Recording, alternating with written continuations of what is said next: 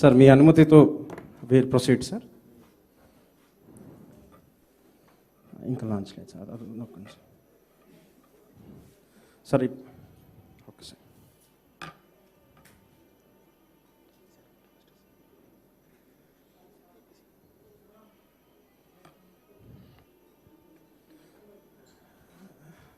Sir దయచేసి launch చేయవలసిన కోరుతు sir. ఈ బస్తాని ఎత్తి లారీలో వెళ్ళా సార్. ఇట్లా సార్ ప్రెస్ చేయండి సార్ దయచేసి. ఇట్లా సార్ ఇప్పుడు ట్రాక్ చేయండి సార్, ట్రాక్ చేయండి సార్. ఇంకా ప్రెస్ చేసి ట్రాక్ చేయండి సార్, ఇంకా కొద్దిగా ప్రెస్ చేయండి sir. Yes sir, yes yes. So ఈరోజు సీఎం యాప్ అఫీషియల్గా లాంచ్ అయిందంటే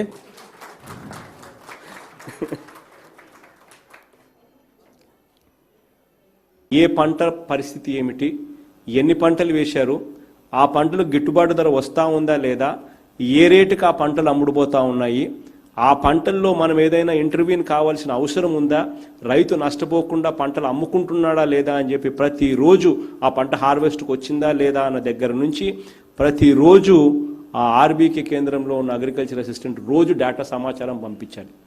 ఆ డేటా సమాచారం పంపించే దానికోసం సీఎం యాప్ అని కూడా దాని పేరు పెట్టాం.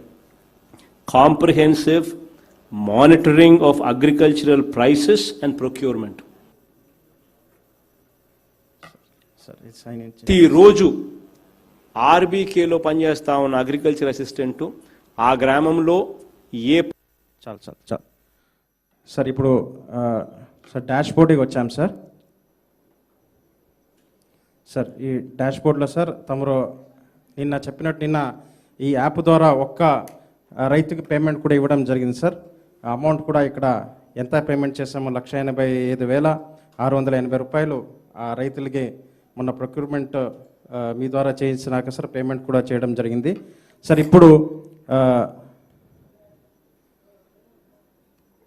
సార్ మీరు ఆ రోజు రివ్యూ మీటింగ్లో చెప్పారు మెసేజ్ అందరికి పంపించడానికి కూడా ప్రొవిజన్ చేశాం సార్. ఇది ఆల్ అంటే అందరు విఎల్కి వెళ్ళిపోతుంది సార్. ఇక్కడ ఓన్లీ మినిస్టర్, సెక్రటరీ, హెచ్ఓడి చేసి మాత్రం వెళ్తుంది సార్. అంటే చీఫ్ మినిస్టర్ గారు ఈ యాప్ ద్వారా అందరూ విఎల్కి ఏమైనా మెసేజ్ పంపాలనుకుంటే, ఏమైనా ఇన్స్ట్రక్షన్స్ ఇవ్వాలనుకుంటే లాగిన్ అయిపోయి మెసేజ్ పెడితే అది ఒకేసారి 10,500 మంది విఎల్కి ఇమీడియట్గా మెసేజ్ వెళ్ళిపోతుంది sir. Would you like to send a message, anything? Sure, miss. Take care of farmers or something like this. Sir, please. Sir మీరు ఇప్పుడు టైప్ చేయండి. సీఎం గారు ఇప్పుడు విఎల్కి అందరికీ మెసేజ్ పంపిస్తున్నారు.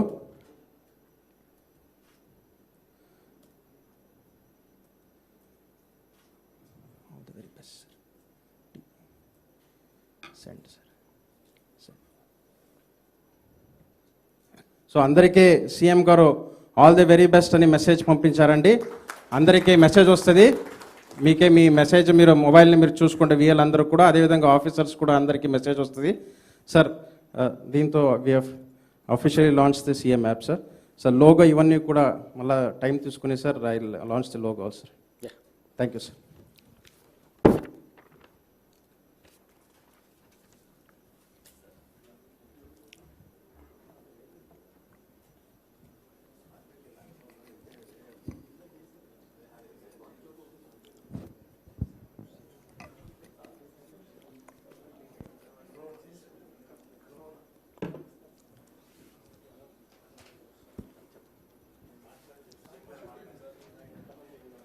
ఇప్పుడు మనల్ని ఉద్దేశించి ఈ చారిత్రాత్మక ఘట్టాన్ని ఉద్దేశించి గౌరవ ముఖ్యమంత్రి జగన్మోహన్ రెడ్డి గారు సందేశాన్ని ఇస్తారు.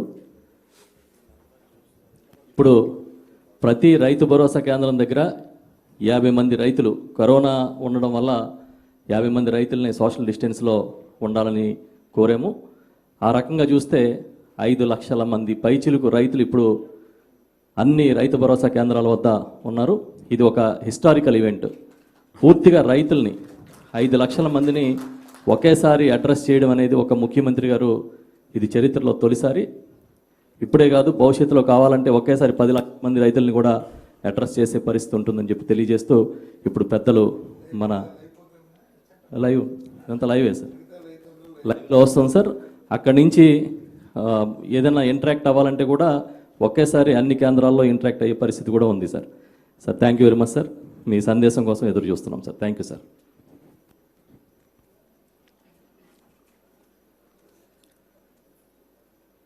ఈరోజు మన ప్రభుత్వం ఏర్పడి సంవత్సరం కావస్తా ఉంది. ఈ సంవత్సరం కావస్తా ఉన్న ఈ రోజున రైతులతో గడపడం నిజంగా ఈ రోజును రైతులకే కేటాయించడం ఎంతో ఆనందంగా ఉంది.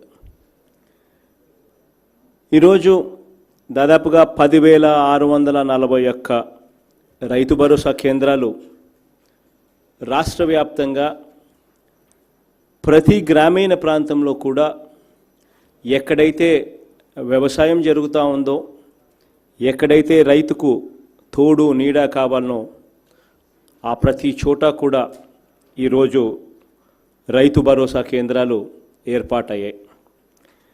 దాదాపుగా 10,641 రైతు భరోసా కేంద్రాలు ఈరోజు స్టార్ట్ కావడం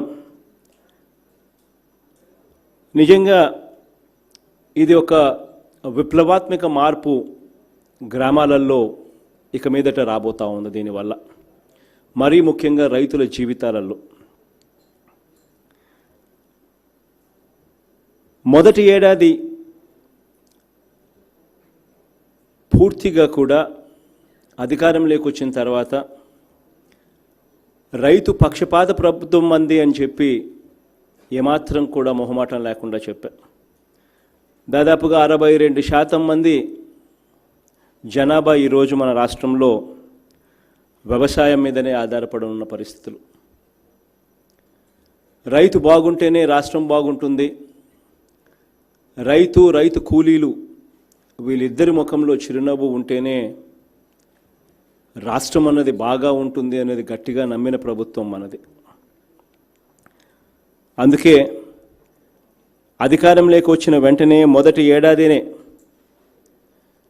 రైతు భరోసా, వైఎస్ఆర్ రైతు భరోసా పథకాన్ని తీసుకొచ్చాం. ఈ వైఎస్ఆర్ రైతు భరోసా పిఎం కిసాన్ పథకం ద్వారా మొట్టమొదటి ఏడాదే 10,200 కోట్ల రూపాయలు మన రాష్ట్రంలోని దాదాపుగా 49 లక్షల రైతు కుటుంబాలకు నేరుగా వాళ్ళ బ్యాంక్ అకౌంట్లలోకే డబ్బును ఇవ్వగలిగాం. ఇవాళ రైతుకు అవసరం ఉన్నప్పుడు రైతుకు సహాయం అందాలి, పెట్టుబడి ఖర్చులు తగ్గాలి, రైతుకి ఏదైనా విపత్తు వస్తే తోడుగా ఉండాలి. ఆ తర్వాత రైతు కష్టపడి పండించిన పంట, ఆ పంటకు గిట్టుబాటు ధర వచ్చే పరిస్థితి కల్పించాలి. ఈ 3 ఉద్దేశాలను మనసులో పెట్టుకొని వ్యవసాయం అన్నది బాగా జరగాలి అని అంటే, వ్యవసాయం అన్నది లాభసాటిగా ఉండాలి అని అంటే ఈ 3 అడుగులు పడాలి. ఆ 3 ఒక కొలిక్కి తీసుకొచ్చే దానికోసమే ఈరోజు రైతు భరోసా కేంద్రాలు అన్నది ఏర్పాటు చేస్తూ ఉన్నాం. ఈ రైతు భరోసా కేంద్రాల ద్వారా విత్తనం మొదలు పంట అమ్మకం వరకు రైతును అడుగడుగున మీ గ్రామంలోనే రైతుకు తోడుగా ఉంటూ ఈ రైతు భరోసా కేంద్రాలు అన్ని రకాలుగా సూచనలు, సలహాలు ఇవ్వడం ఒకటే కాకుండా, అన్ని రకాలుగా ఈ క్రాపింగ్ చేయడమే కాకుండా, రైతులకు ఈ క్రాపింగ్ ద్వారా ఇన్సూరెన్స్ రిజిస్ట్రేషన్ చేయడమే కాకుండా, పంటల రుణాలు రాని వారికి పంటలు రుణాలు ఇప్పించడమే కాకుండా, చివరికి కనీస గిట్టుబాటు ధరలు రాని పరిస్థితిలో తోడుగా ఉండే కార్యక్రమం దాకా కూడా ఈ ఆర్బీకేలు చేస్తాయి. ఈరోజు రైతు భరోసా కేంద్రాలు స్టార్ట్ చేయడం ఒక ఆస్పెక్ట్ అయితే, ఇదే రోజు మన ప్రభుత్వం ఏడాది కాలం పరిపాలన పూర్తి చేయడం మరో ఆస్పెక్ట్. ఈరోజు నేను గర్వంగా కూడా ఒకటైతే చెప్పగలుగుతా, ఈ సంవత్సర కాలపు మన పరిపాలన చిత్తశుద్ధితో జరిగిందని, నిజాయితీతో జరిగిందని, నిబద్ధతతో జరిగిందని మాత్రం చిత్తశుద్ధిగా చెప్పగలుగుతా. నా రాజకీయ జీవితంలో దాదాపుగా 11 సంవత్సరాలు అయింది ఇప్పుడు రాజకీయాల్లోకి నేను వచ్చి. 2009లో మొట్టమొదటిసారిగా ఎంపీగా పార్లమెంటుకి ఎన్నికయ్యా. దాని తర్వాత 11 ఏళ్లుగా ఈ ప్రయాణం సాగుతూనే ఉంది. లక్షల మందిని కలిసి ఉంటా, బహుశా లక్షలు కూడా కాదేమో, బహుశా కోట్ల మందిని కలిసి ఉంటానేమో. రాష్ట్రం నలుమూలన ఏ మూలా విడిచిపెట్టకుండా ప్రతి ప్రాంతంలో ఉన్న సమస్యలను అవగాహన చేసుకునేందుకు అడుగులు కూడా వేశాం. 3648 కిలోమీటర్లు సాగిన పాదయాత్ర. తిరగని ప్రదేశం లేదు, తిరగని జిల్లా లేదు. ప్రతి గ్రామము దాదాపుగా ఎక్కడో ఒక చోట ఈ 11 ఏళ్ల నా ప్రయాణంలో తగిలే ఉంటా. ఇలా సాగిన ఈ ప్రయాణం చేస్తూ ఉన్నప్పుడు మనసులో చాలా ప్రశ్నలు ఉత్పన్నమయ్యేటివి. ప్రజల సమస్యలు వింటూ ఉన్నప్పుడు, వాళ్ళు చెప్తా ఉన్న మాటలు వింటూ ఉన్నప్పుడు. చదువు రాని వారు చూసినప్పుడు చదువు ఎందుకు చదివించలేకపోయారు అన్న ప్రశ్నలు వచ్చేటివి నా మనసు నిండా. చదివించడం ఇష్టం లేక కాదు, చదివించే స్తోమత లేక చదువు లాగిపోయిన పరిస్థితులు చూసాం. ఆలోచనలు కదిలే మనసు నిండా.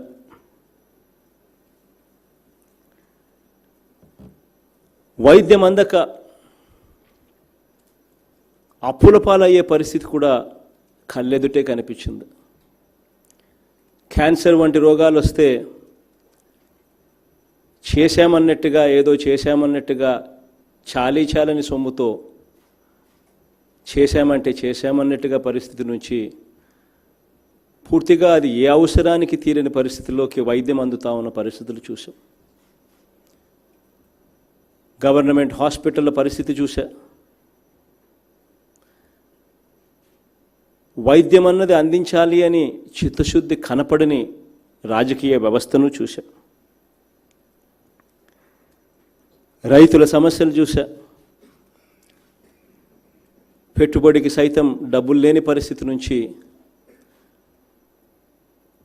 ఏదైనా కెలామిటీ వస్తే ఆదుకునే ఇన్పుట్ సబ్సిడీ కూడా సరైన సమయంలో అందని పరిస్థితిని గమనించా.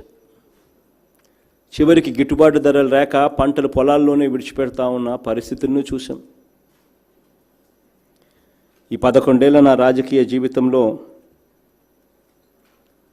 ఆడపడుచును చూసా, నా అక్క చెల్లెమ్మల పరిస్థితిని చూసా. గ్రామాలలో వీధి చివరన, గుడి పక్కన, బడి పక్కన విచ్చలు విడిగా మందమ్ముతా ఉన్న పరిస్థితులను చూసా. అక్క చెల్లెమ్మలను బాగా చూసుకోగలిగితేనే కుటుంబం బాగుంటుంది అని తెలిసినా కూడా ఆ అక్క చెల్లెమ్మల ముఖంలో కన్నీరే రాకుండా చూడాలి అని ఆరాటపడే ప్రభుత్వాలను చూడలేదు. ఆ అక్క చెల్లెమ్మల జీవితాలు ఎలా మార్చాలి అన్న ఆరాటంతో కూడా మనసు నిండా ఆలోచనలు కదిలి. ఒక పేద కుటుంబానికి శాశ్వతంగా పేదరికం నుంచి ఆ కుటుంబం ఎలా బయటికి రావాలి, ఆ కుటుంబం అప్పుల పాలు కాకుండా ఎలా నిలబడాలి, ఏ రకమైన పాలన అందిస్తే అది జరుగుతుంది అన్న ఆలోచనలు ఈ 11 ఏళ్ల నా జీవితకాలంలో చూసిన మిమ్మట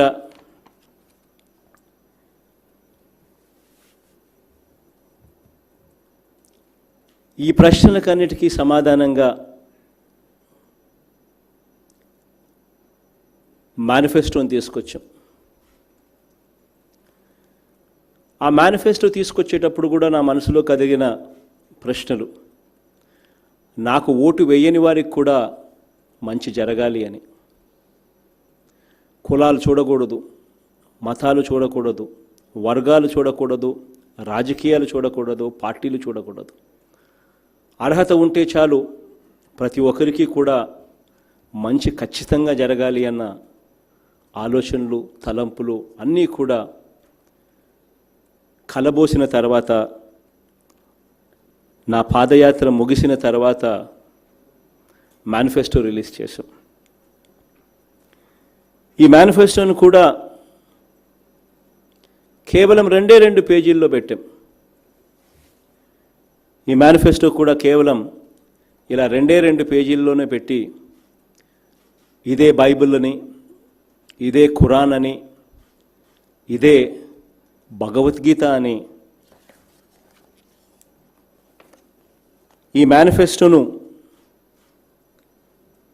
2 పేజీల్లోనే పెట్టేసి, ఈ మేనిఫెస్టోను ఎట్టి పరిస్థితిలోనూ దీంట్లో చెప్పిన మాటలన్నీ కూడా నెరవేర్చగలిగితే ప్రజలకు నవరత్నాలను తీసుకొని పోగలిగితే వాళ్ళ జీవితాలు బాగుపడతాయని నమ్మా.